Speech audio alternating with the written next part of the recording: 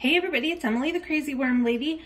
I am so sorry I've been MIA the last couple of days, just going through a little bit of life stuff getting in the way, but I wanted to get a video out to you guys today. So I wanted to update our urban worm bags.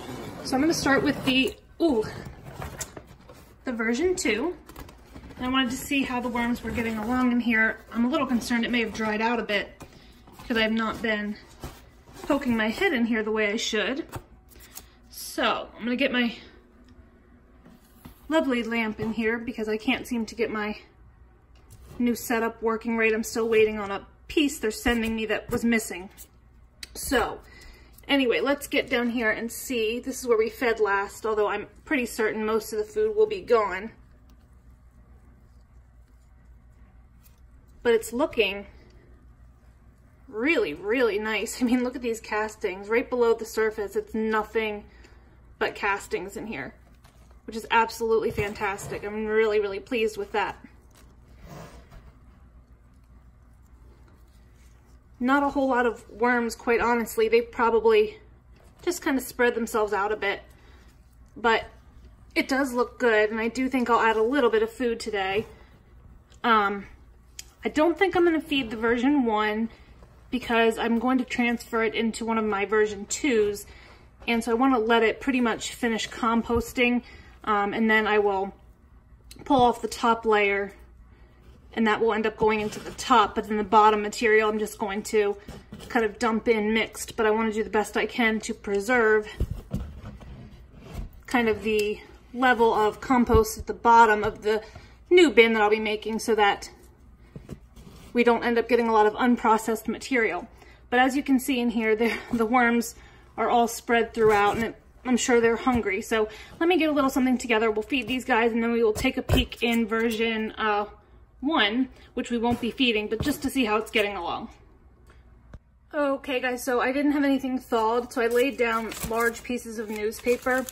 The worms work through it really quickly, so I'm not too concerned about having big pieces because they will fly through it, especially if there's food wrapped up inside. So I also have this other bag. I thought I had it loosened up in here. I'm sorry for the noise. But got some bell peppers and onion pieces.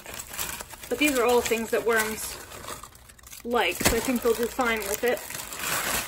And this is quite a heavy feeding. But since they haven't been fed for a while, I think they will really enjoy this. So I'm just going to top it with a lot of my dry mix. I've had a big increase in my beetles lately, and I am not a fan. So I want to be kind of really generous with it. And I'm going to kind of wrap this up like that. And as the food breaks down and moistens all of this, the worms will move their way in.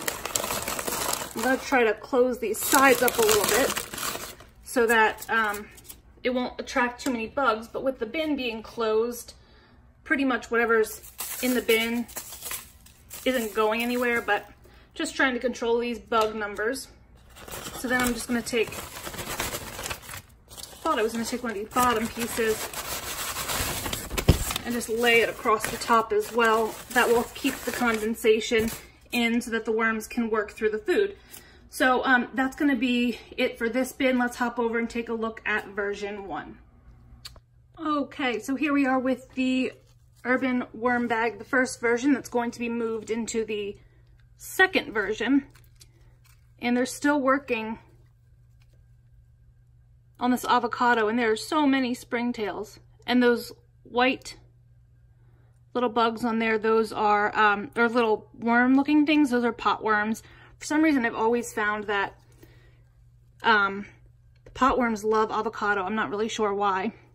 But even with all these springtails, you can still see a ton of worms. It really, they work together very well, and they don't bother each other. So I've kind of taken a cue from them and not worried too much about it. I don't recall where we fed last week or a week and a half ago, so I'm sure they've worked through it for the most part, and I'm really not seeing a whole lot. but this works well because I'll end up taking the top few inches out of this bin and putting it into a tote when I transfer everything over. And that way everything in the bottom, the composted material, will go straight into the bottom of the new version so that it works the way we want it to. But I know these guys are hungry, so I'm going to try to get them moved in the next couple of days. But as we know from my neglect experiments and things like that, the worms really do just fine, even on carbon materials. They can work through their own castings. So a period of time where they're not being fed is not going to be an issue. They will thrive just as well, and once I get them into the new system, we'll get them very heavily fed up, and I think everything will work well. So it was kind of a short update today, nothing overly exciting, but hopefully next week we'll have a lot more to go over because I will have moved these guys to the new bin, and hopefully the version 2 will be taking off since we gave them that nice big feeding. So let me know what you think, guys. Drop your comments below. Like this video and subscribe if you'd like some more content from me. Sorry for the delay in the videos, but I'm trying to catch up as best I can. I appreciate everyone's patience, and I will talk to you guys real soon.